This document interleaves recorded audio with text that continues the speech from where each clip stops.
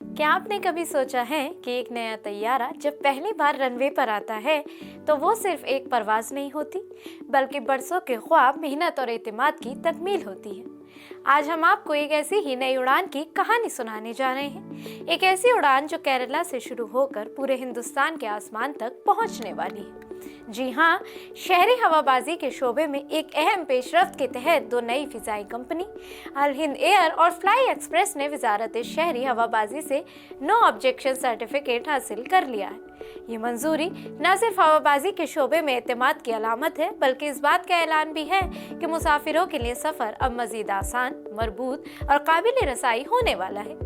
इन्हीं नई उम्मीदों के साथ केरला से उभरने वाला एक मोतबर इदारा अल हिंद ग्रुप अपने ख्वाबों को पर्दे कर आसमान में उड़ने के लिए तैयार है और उस ख्वाब का नाम है अल हिंद एयर।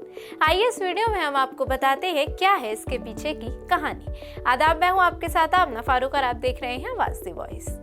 अल हिंद एयर की बुनियाद रखने वाला इदारा अल हिंद ग्रुप तकरीबन 3 दिहाइयों कब्ल कोझिकोड में कायम हुआ था।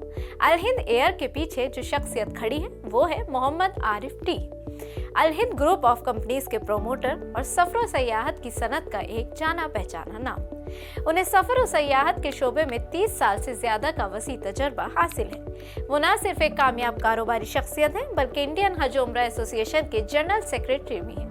उनका ताल्लुक बुनियादी तौर पर कोझिकोड से है, जहां उन्होंने अपनी तालीम मुकम्मल की।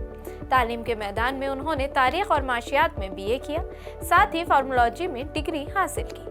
अगरचे उनकी इब्तिदाई दिलचस्पी एक मुख्तलिफ शोबे में थी, ताहम सफ़र और सयाहत के मैदान से उनकी वाबस्तगी और लगन ने उन्हें उस सनत का नुमाया चेहरा बना दिया। अल हिंद ग्रुप ने वक्त के साथ साथ न सिर्फ हिंदुस्तान बल्कि आलमी सतह पर भी अपनी मजबूत मौजूदगी कायम की है। मुत्तहिदा अरब अमीरात, सऊदी अरब, कतर, ओमान, बांग्लादेश और कुवैत समेत कई ममालिक में अल हिंद ग्रुप के दफातर और शराकतदार मौजूद हैं, जिसके जरिए लाखों मुसाफिरों को मायारी खदमात फराहम की जा रही हैं। आपको ये जानकर बड़ी हैरानी होगी कि अल हिंद ग्रुप ऑफ कंपनीज का अहम हिस्सा अल हिंद एयर अब हवाबाजी के मैदान में एक इलाकाई कंप्यूटर एयरलाइन के तौर पर कदम रखने के लिए तैयार है।